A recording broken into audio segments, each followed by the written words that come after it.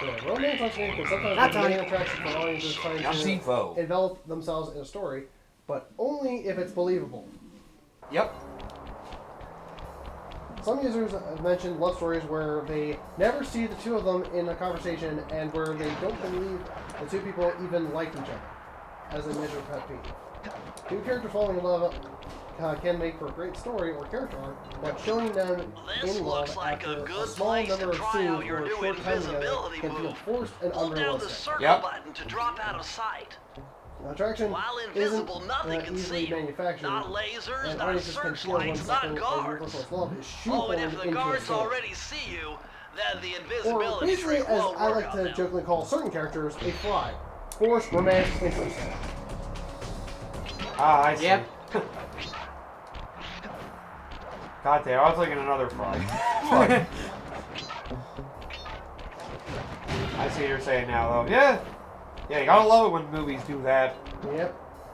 Because they want to try and shoehorn as much as they can in it, but... And I can't wait to take this, have this level take 30 minutes because I gotta sit here and be inconspicuous. There's a shadow movie at me. I don't know what it is, though. I didn't see a shadow. It's not mine, right?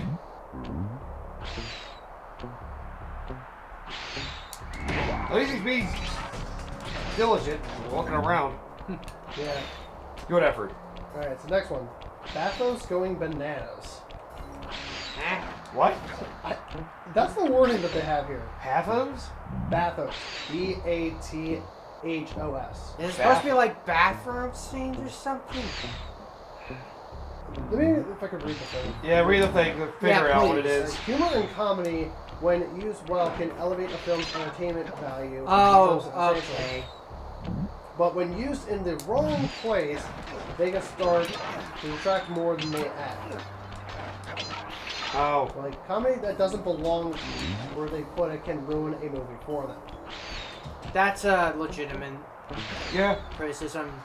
It can bring down the mood of certain scenes, yeah. I know some people get Marvel a lot of flack for that nowadays because they just shoehorn endless amounts of humor and it just kind of gets grating. Especially in the Phase 4 shit. Yeah, Phase 4 is the worst with it. Yep.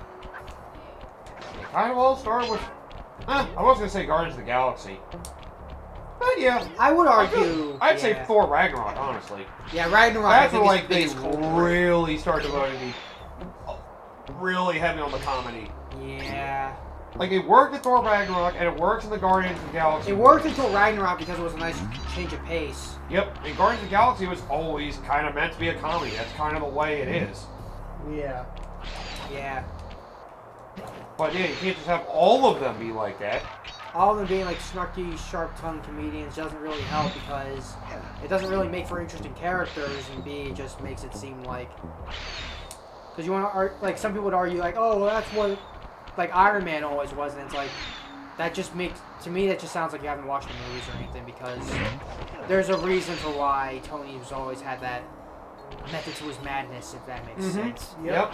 They actually have a reason for it, yeah. Although, I will argue that WandaVision definitely does make good work of their the satire that they're using. Because it's mainly a satire of sitcoms of different eras. Yeah, exactly. That's why it works in that scenario. It's all about the context. You can't At least until the final 2 episodes. They try to still do comedy bits even though it takes a very serious turn. No, it's just more the final 2 episodes have really nothing to do with what they were originally satiring. And right, that was the whole twist of it, though. Right? Yeah.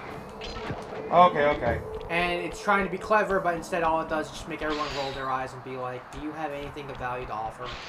Yeah, exactly. WandaVision was better about that than others, like She-Hulk. Oh, She-Hulk was probably the worst of it. That one tried to subvert expectations, and usually not in the best of ways. It didn't help that one of the writers was originally did the season 3 episode, and of course it's one of the most infamous ones. Yeah. Oh, you mean season 3? Yeah, Pickle Rick. Oh, okay, from Rick and Morty. Sorry, I didn't hear what we were talking about Rick and Morty right there. I'm confused. Because the thing was, one of the writers, I heard the name and I looked up because I'm like, wait, why does this name seem so familiar? And then I looked up, it's like she did Pickle Rick, and I was like, oh gosh, it's that writer. That she self-inserted herself in one of the episodes, so I was just like, nah. Like, I didn't really like the writing of that episode anyway. Because the action was ridiculous, that's what made it memorable. Yeah. Then again, by season 3, I just kind of fell out of favor. Everybody memed the fuck out of that episode way too hard. Yeah. That's probably what killed it for a lot of, well, some people. I still yet to watch a single episode of Rick and Morty to this day. At least the first 2 seasons I would recommend watching. First 2 seasons are good, but after that... You could try 3, but 2 is where you don't need to... Ow! Go beyond that. If I lost both! No, remember, you don't take damage from pitfalls. Oh yeah, right. Forgot. Forgot our own power-ups. Yeah, too Good much job, comedy me. could definitely be brutal. Yeah, because it just kind of makes it seem so exhausting. Like, if it's not a comedy film, you try to throw a lot in there, and you can ruin the mood of a lot of scenes. Like, It sort of destroys tension, because I know a lot of, like, I think one of the channels I watch called Critical Drinker was talking about comparing 2 scenes, one with the original Ghostbusters and another one with 2016, and they talk about the humor and how it kind of destroyed the 2016 film. Because it's like, there's no serious moment to kind of just take it in, whereas the proton packs is a good example, where it's like, in the original, it's like, they turn on the protein pack and it's like, well, we could die, but we need to do this.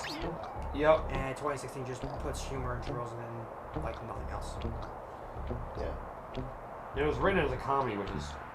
But you can't overdo it. You gotta do it subtly. The thing about comedy is it doesn't work in full doses, because when you do endless comedy, eventually that same joke just kind of dies. Yes, that's why stand-up comedians have to build up to some of their jokes. Or subvert your expectations. Like Norm Macdonald was very good at that. He'd basically have a joke, he'd have a punchline, and then next thing you know, you have another punchline following that punchline. You're like, wait, what? And then have another one. It's like, what's happening? Why is this transforming even more? What the... It's like, we have our ways. And he was one of the best at executing that. He just subverted Norm expectations. Macdonald is probably one of the better ones. Yeah, it's a shame he's gone, though. I only ever remember him as Norm the Genie from Fairly Odd Parents. Yeah. Yeah, I will say, though, his podcast he has, oh god, not something to take lightly. He goes in pretty dark territory, some of his jokes, on purpose to make people uncomfortable. Oh. Yeah. Oh, it's... You can look it up if you want, but I'll just tell you, it's definitely not for the faint of heart. Yeah. I mean, stand-up comedy nowadays apparently is something that's not for the faint of heart because nobody can take the joke. Hey-o. But Yeah, some people take social media to do it right, though, which is kind of cool. yeah. Alright, you can go on to the next one. Alright, Well, I'm gonna get some of that still out there. more to this, but... Oh, yeah, go ahead, sorry. Keep going, I Yep. guess. Undercutting emotional scenes for comedic purposes or humor that isn't character-based can end up feeling insincere and ends up being played for cheap laughs. Yep. Which happens with some ridiculous lines of dialogue in films like The Avengers. Oh, wow, look at that. Yeah, some would say that early Avengers was kind of worse about that as well. It started Like as the early- shawarma line. Yeah. Makes me wonder if the DC universe is going to start becoming like that, which is news we didn't talk about yet. James Gunn has made his plans for the whole DC movie universe now, including rebooting Superman. Considering Again. all the circumstances. It around sounds like that. they're going to keep the Robert Pattinson Batman movies. I haven't seen that one, but I heard apparently it was actually like really good. I heard haven't good seen things it about either. it. I heard it was more like Robert Pattinson was actually a pretty good Batman. Apparently, whoever was the Riddler fucking stole the show of the movie, Oh, just like Jim Carrey did in Forever. but not in like a bad way. Well, I think I heard something about the last act not being great. At least not as good as the first 2 Although acts. I did see the life of the movie for that. The life of time for that movie. You want to take a stab in the dark how long that movie is? Which one? Like the Batman, the Robert Pattinson one. It's like 3 3 hours. hours. Like yeah, a little over 3 hours. Yeah, That's okay. something that's also. I'm not sure if that's going to be as one. Let me just Movies run aren't that too list. long. Yeah, movies being just keep going on that list for now. Maybe it'll show up, but Yeah, well, if it does come up, or if it doesn't at all on the list, we'll save the ranch for the appropriate times. Okay. yeah, we'll save it for after. Right, Or okay. if it comes up. Fair enough. Yeah. All right. So if it takes the audience out of the story and it isn't explicitly a parody, the film may end up parodying itself unintentionally, like the spoiler scene. Yeah. Alright, next one on the list. Sound mixing shenanigans. Oh, yep. When you friggin' just throw in too many sound effects. Too much sound and it's too hard. Or you mix it poorly. Yeah, sound mixing is Like Sonic Adventure. And Adventure 2. Adventure 2. The HD port specifically. Yeah. As someone who. Sonic Adventure 2. Some of the cutscenes. sound Everybody's just talking over each other. Oh my god. It's so. Or like the music's just blaring so you can't even hear it. Like it is the case with the HD versions. Like Yeah. what? Sly, this pagoda is some kind of huge Oh, gunpowder good production lord. plant. That's a lot of Judging by the lasers. scale, the Panda King must be making tons of explosives. We need one more. Did I see a trampoline up there? Yeah, I'm gonna check that again. No, wait. Because it looks like we probably need to go down the building at the end of the stage. We definitely want to find the last Definitely room. down the pagoda to get the end of the stage, but Yeah, the pagoda is the obvious way out, but. Aha. I had a feeling. Phew! And we're good. I keep reading him put himself on top of pillars. Enter the vault code. wait, do it from there. Do it from there. You can't. Oh damn. You cannot, Enter the unfortunately. vault code. He just tried. Oh, that would have been great. It was a You challenge. just hang from upside down. This vault's combination has got to be 6, 6, 7. Damn. So It's close. the neighbor of the beast. Yep. Big brother beast. God damn it, Sly. You know I'm not a religious man, right? Says the guy who was exercising his personal demons early on. You found the blueprint. My personal of the demon, King's Sly, is a lab. mental thing! I'll upload the data straight Yeah, into that your sounds like a document. metaphor if you ask me. God damn it, Sly. Now we can see the items and stuff throughout these levels. Yay. Yep, another level for us to just Me and the progress ancestors. Huh. through. Wait, did I just Got an achievement. Might. Ah. There you go. what I gotta do is Ah, okay. Yes, so I kind of thought you just had to dive straight down. Then again, that probably would have killed yeah, that would have been death. you. I was thinking about like maybe I'll do this like because I keep thinking there's a Oh, yeah, there's a pit at the bottom. Okay, it definitely would have been death. yep. I didn't even need to hit this alarm. But oh well. the sound of a phone can play a large role, a larger role than most people may realize. When it's done poorly, it may hinder the audience's experience. The movies with mixed-match levels when talking about the differences in volume between effects, heavy, and dialogue-heavy scenes. In a theater, unintelligible dialogue can take away from viewers' engagement with the story, and in a home setting, it can be an annoyance constantly having to use the TV remote to change the volume. Yep. Oh yeah. Yeah. I hate That's that when actually- sometimes you go to a program, then it goes to the commercial is so much louder. That's always gonna be annoying. It's like yeah, the show itself is small. That's happened to me a lot on YouTube, Soft, where and it's then- just like the YouTube volume for the video is nice calculated and the chilled. trajectory of these And then all of a rockets sudden the and ads come in and it's just like I'm blaring at 99% 1000%. sure It's you'll be like able to ride I don't know all who's the the way to the asshole who top of thought that blaring the statue commercial at before they 1000% is What about that loud, other but I want 1%? to just Well, in that case, punch Sly, that guy you'll be in the blown face. to bits. Yeah, I think that's just an But old-time the practice. experience That was will an no old-time doubt be practice from like way spectacular. back in the day Nice. that still Now, hasn't to died to this unlock these fucking day. rockets, you're going to need Yeah. all Where 7 because of it's the like Panda the King's intent treasure is supposed, keys. so that's supposed Right to on. grab your I'll steal in attention no time. to sell you on whatever the fuck they're advertising. the only thing that I can look at whenever I see ads is like, okay, great, thanks for telling me what not to buy. Pretty much. Yep. Oh god. Oh, I know this happened for a good while because I don't know if any of you experienced this on YouTube since we were talking about the YouTube ads. Oh god. Yeah. Where how would you like a YouTube app that's literally another person's video, and the ad that the video is on is like only a minute versus like Yep. a 15+ minute video. Hurry. That's Yeah, what that's I think I had the last week tonight video before. Uh-oh, another Murray thing. okay. Here we go. Second one of You're gonna these. keep your energy up. So I hurry over here, and then all of a sudden, monkeys are everywhere, bugging me to race them 3 times around Oh, this track another for a race. key. Oh, Could have used the key. Think you could take them? Come on, Sly, they're a pack of monkeys. How can I lose? All right, remember. Famous select the left last stick and press square words. using I feel like the you nitro lose boost very left. easily. Keep clear of And now those to icy remind you of the patches. controls. You've only done this Thanks once for the before. advice, Sly, but trust me, I got this under control. That worries me more than anything. Yeah. Here we go, another rough driving stage. Let's enjoy the ride. Right. How long do you think it's gonna take? It's like, Mr. Poison, how long do you think it's gonna for me to actually be able to be competent at this? You Oh, there's decide. ice physics too. That's brutal. Uh-huh. So Yeah. this is probably going to be another 3 attempts. If I had to guess. I give it 5. No. I give it 6. Why are you the one underestimating yourself? I'm just admitting reality. This is reality. I'm banking I on. always aim low. That way I'll never be disappointed. Yep. I aim as low. I aim for low standards. That way I can't be disappointed. Exactly. That's like Story of my life. That's like what I do with my brother when we're playing PGA Tour games. I'm having a bad round. It's like, I'm going for bogeys, baby. Bogeys every hole. Let's go.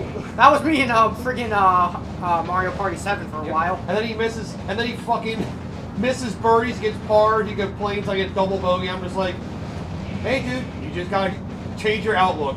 I forget, wasn't there like one board that you did with us that you wanted to lose and you somehow still got second? Neon Heights. Because the entire thing, I had hundreds of coins, but I couldn't get any fucking stars. Yeah, you were Peach, so I yep. lost my shit.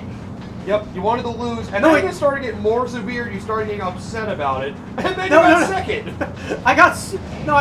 No, that was Pagoda Peak where I went to try and lose. Oh, yeah. Neon Heights was where I kind of tried a little bit, but lost my mind. Yep. And I felt like I was going to lose anyway. It did everything it could to kick you down. It did, yeah. You got 3 more nitro Yeah. boosts, and we're almost to the end. Those stupid monkeys. They got Jesus. lucky and beat me. I'm just not Murray, that's used to racist. driving on the wrong side of the road. Wrong side Nice of it. excuse. Just get the key, Murray. Wrong side of the... Are you stupid? Outside, There's one road, man. just get the key, Murray. Here's what we find that even these guys may have had trouble watching a film such as Christopher Nolan's Tenet. Yeah, Yep, this is what drove my fucking hate. Fake out character deaths. Oh, yeah. Oh, I hate those more than anything. You know, that's made me hate Fairy Tail a little bit, too. Anime Fairy Tail, like the last arc, where the fucking... Yeah, the master of Fairy Tail died, and then, like, right after the last battle's over, oh, he's alive! Yeah. You literally just killed the entire impact of that. Uh-huh.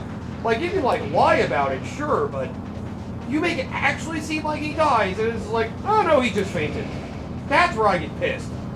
Yeah. Like, actually, like, A having lot of somebody, modern day Disney movies do that like, shit too. having somebody look like they died, but then, next thing you know, they have a story to tell you they didn't, that's usually better. Or they do Usually. some interesting cases where they manage to do some sort of. It turns out they actually thought ahead in some clever way. Exactly. Yeah. Like, you actually thought they died, and then they come back to life, like, how are you alive? And they reveal how they managed to survive, and it's like, oh! It's like I thought ahead. Goddamn. Well, definitely an example I think that actually was executed well Oh, dick! was Back to the Future 1. Yeah. That's a pretty good one. Oh, fuck! Those Because stupid if you think about it, they got because lucky and beat technically, me. I I'm guess just like not technicality because of the way the used to premise was, it driving on the technically wrong wasn't a side of fake the out death road. because it Side was of more the- like Just things get the got key, Murray. changed because of Marty's interactions with Yeah. the past. Yep, But yep. if you look at it on the surface level, it could be considered a fake out death. Yeah. It's like, well, Doc, I just arrived. Bulletproof vest. Yep. I have my. How did you know I have my ways? It's like, how'd you know? Well, this letter you gave me in the past. Well, time travel would be a good way to get around that, so that one made sense, yeah. Yes, that's what I'm saying. Like, so given the premise of Yeah. the story, yeah, it makes Then sense again, in that. and also the whole point was kind of to go back to the past to try to, well, learn about it and also get them back to life as well, I guess, Yeah, in a way. exactly. So to kind of avoid the Libyans Yeah. from shooting him.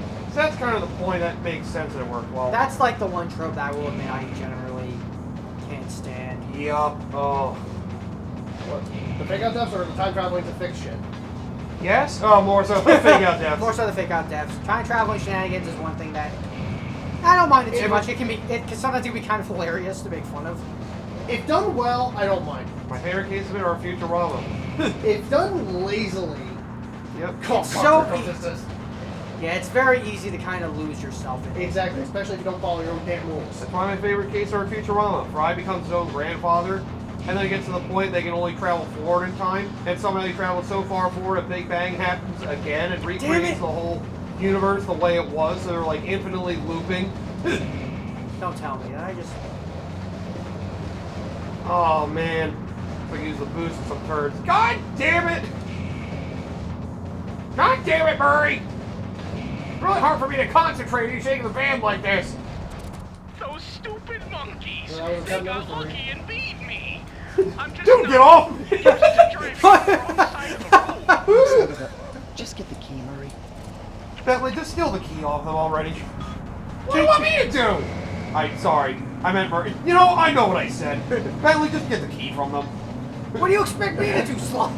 Oh, I was Did you trying just compare me to Murray? I'm not that fat, Slide. I don't know. Oh, God. Maybe you are. Not hitting any of the nitros really isn't helping my case either. Yeah. These Because- turns are brutal. These icy roads. It's like I'm trying to turn. I want to like get the thing and like, nope. I wonder if you can pause and restart. Just out of curiosity. Okay, you can. Okay. So it's really bad towards the end of the race. You can just do that so you can skip the dialogue. Yeah, That'll that's save the us part- some time. That's like the one thing that's kind of annoying me. Is like I have to listen to the dialogue and I can't skip Can't it. skip the dialogue. That is annoying. Yeah. Alright, so what do they have to say about that trope? Alright, seeing characters that you've grown to love up reaching the end of their life on screen is hard as is, but faking out an audience in this regard is a hard pill to swallow for some. Some users mention a trope when characters are implied to have been killed in an on-screen explosion, only for the film to reveal that the character wasn't actually there. That one's a pretty. That's a stupid one. Yeah. While in general storytelling is technically manipulative by nature, some viewers clearly see this example as too deceitful, such as Star Wars: The Rise of Skywalker's emergent scene with Chewbacca on the transport ship in the 2019 film. I think I heard about that. In which film? The 9 episodes. Star Wars. Rise of Skywalker. Yeah, there was a fake out death with Chewie. As if that wouldn't mean anything considering how many. Oh, so close. There we go. That saves us like good 10 seconds right there. Yeah, fake out deaths would be the worst. Definitely the worst one. Yeah, there are better ways for films to make the audience care that a beloved character is alive that don't involve cheap tactics. Also true. Oh, yeah, this one is more recent, but I still fucking hate this. Trailer's giving too much away. That's. I understand why, but that feels like it's always been a thing. And that's more to do with the people releasing the trailers than the movies themselves. Yeah, that could be more the frickin' producers. Promoters. Or the promoters, yep. The marketing team, The yep. marketing more than anything else. But yeah, I mean, it's a legitimate thing to say. I forgot there was a TV spot. Actually, for- we actually bring that up. There's two tropes that actually hit me. That one is the one that we were talking about earlier with the length of movies. There's another one that I don't like as well. But I'll get to that. If that doesn't show up, then I'll say it. But for right now, continue on. Yep. Alright, trailers are supposed to give audiences enough information to make them excited to see a movie, but sometimes they end up doing this by showing them half the movie instead. Yep. Yeah. The trailers that give away the best parts as something that ruins the movie for them. Trailers should probably not give away too much to audiences in a way of plot outside of the film's premise. However, trailers such as Batman v Superman: Dawn of Justice says give away more important plot points that wouldn't have been a surprise otherwise. Nice driving, Murray. If more movies could sell Go get that themselves key. using their mood, ambience, and aesthetics, viewers may actually end up being surprised once they step foot into theater formats. Jeez. Which I had a feeling with the original No Way Home trailer actually did this well because it kept the surprise of the other two Spider-Mans like pretty much well under wraps. Yeah. And then the home release version basically said, oh, yep, they're all three of them here. Yeah. Mm-hmm. Because they just assumed everyone's already knew at that point. Need 3 more keys, Sly. I Not mean, even close. Which technically, you're not fully wrong, but... Yeah. That's literally where we just went. Yeah, No Way Home definitely did it well with the theater release. They, like, close to its release only revealed, like, one of the... Then again, I don't remember the Villains last there. time I really paid much attention to trailers because who knows? Well, revealing the villains weren't the surprise. It was more seeing the other two Peters were the surprise. Yeah. Oh, yeah. That's right. They did hide that well. That was good. Yeah, that's what I was walking on. Oh, here we go again! Oh boy! Oh, here another we one go of these again. levels.